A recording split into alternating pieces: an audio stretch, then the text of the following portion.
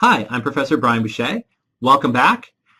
Wow, what a long week of watching videos on the accounting basics.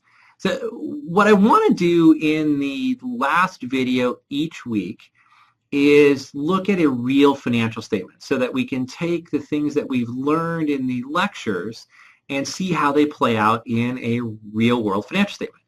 And to do this, I want to use the same financial statement throughout the course. The statement I chose is the 3M Company. In case you hadn't noticed, I'm from Minnesota. There's a Vikings helmet over here and some hockey helmets and a Gopher helmet over here. My dad worked for 3M. My grandmother worked for 3M for 40 years. It's a company I have some affinity for. Hopefully I won't find anything bad in the report. What we'll do in this video, though, is take a quick tour of everything that's in the annual report so that you have sort of an overview of where we're going to find things. And then at the end of every week, we'll dive in more detail and try to find that week's topics in the 3M annual report. Hope you enjoy the video. So we pull up the 3M annual report, and there's a nice glossy cover, some smiling kids, some benign looking chemicals. There looks like there are people writing on forms and then kids drawing pictures. Oh wait, I think I get the theme. There's first the science of 3M, and then there's the impact they have on smiling, happy children. Anyway, we go to the next page, and you get a letter from the chairman and CEO. So this is his explanation of how the company did during the past year. We get some graphs showing that everything's going up. Looks like everything is going well with 3M. Then we get a financial summary. By the end of the course, you will not only know what all of these terms mean, but you will realize that this is not enough information to know what's going on at 3M. We have to read through the entire annual report. And if we go to the next page, we get this very ominous looking black and white page. Starts with United States Securities and Exchange Commission at the top, Form 10-K. From this point forward, we're looking at the filing to the SEC, and so everything that 3M says or reports here is subject to all the laws in the Securities and Exchange Acts of 1934 and full SEC enforcement. So this is the point where things start to get serious. And then if we go to the next page, it gives us the table of contents. So as a quick overview, in part one of the report, we're going to learn a lot about the business.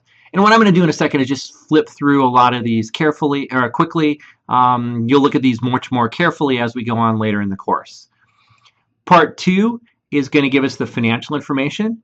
Key things we're going to find here are the management discussion analysis and, of course, the financial statements, which are the star of the show. And then part three gives us proxy-related information, the directors, officers, how much they're paid, and then there's any supplemental exhibits in part four. Part one has the information about the business, and again, I'm just going to flip through this very quickly. If you want to go and read it in more detail, see what kind of things are there, it'll be available on the course platform. And as you can see, it's not that long, so we just got through part one. And then part two starts, some information on stock price, selected financial data. Now here's the big thing, management discussion and analysis. This is where management tries to explain to the users of the financial statements what happened during the year. So all the numbers that changed, went up, went down, or didn't change, tries to provide some kind of explanation so that users can understand the financial statements.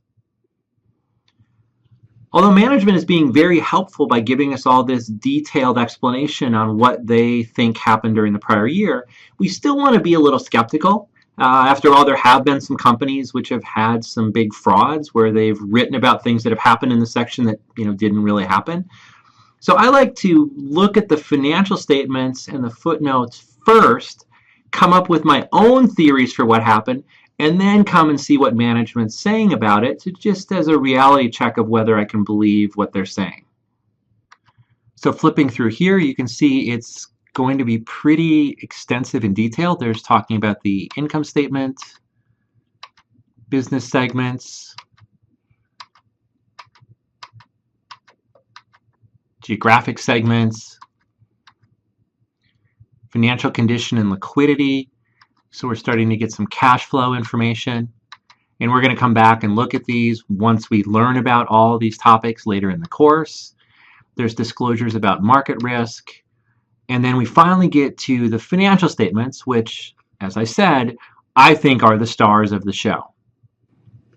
Notice here that there's 2 pages of reports, 6 pages for the actual financial statements, and then 66 pages of footnotes, which right away tells you that the financial statements are probably not going to have all the information we need. We're going to have to dive into these footnotes to really learn what we need to learn about the company.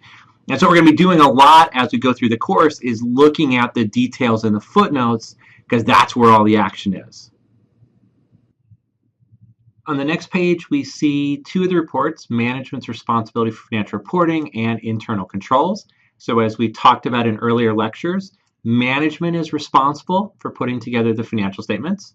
Now, of course, they come in, we hire an auditing firm, public accounting firm, to provide, as they say, an opinion. So the auditing firm says, in our opinion, the consolidated financial statements listed in the accompanying index present fairly in all material respects the financial position of 3M Company and its subsidiaries at December 31, 2012 and 2011, and results of operations and cash flows for the 3 years ended December 31, 2012, in conformity with accounting principles generally accepted in the United States of America. I want to jump in here to point out what the auditor is actually saying here. They're not saying we are giving you an ironclad guarantee that 100% of the things in this statement are completely accurate and true, and you can bet your life on them. Instead, they're saying, in our opinion, these financial statements present fairly in all material respects the financial position, results of operations, in conformity with U.S. GAAP. In other words, we've gone and looked at some of the big things that they're doing. They seem to be following the rules, at least in our opinion. So as we've talked about in earlier videos, the auditors give us a little bit of assurance, but we still need our own healthy dose of skepticism when reading these statements, because we cannot fully rely on what the auditors have done in terms of guaranteeing the accuracy of everything in these statements. The rest of the report talks about internal controls. Thanks to Enron and the Sarbanes-Oxley Act, there's a lot of focus now on internal controls that companies have. Auditors have to audit the internal controls. It's a big part of the job. It's not something we're really going to talk about in this course.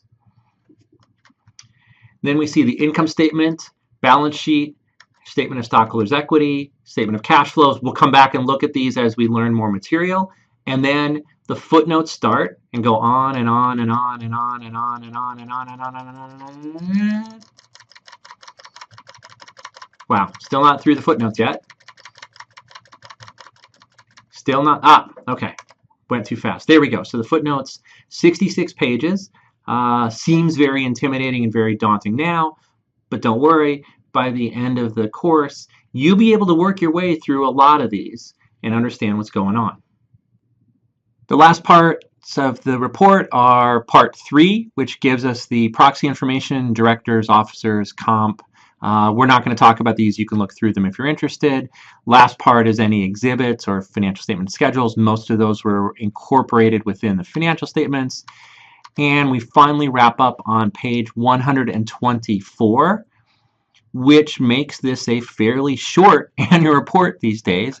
I recently used Sony's annual report in my elective class, and that one came in at 279 pages.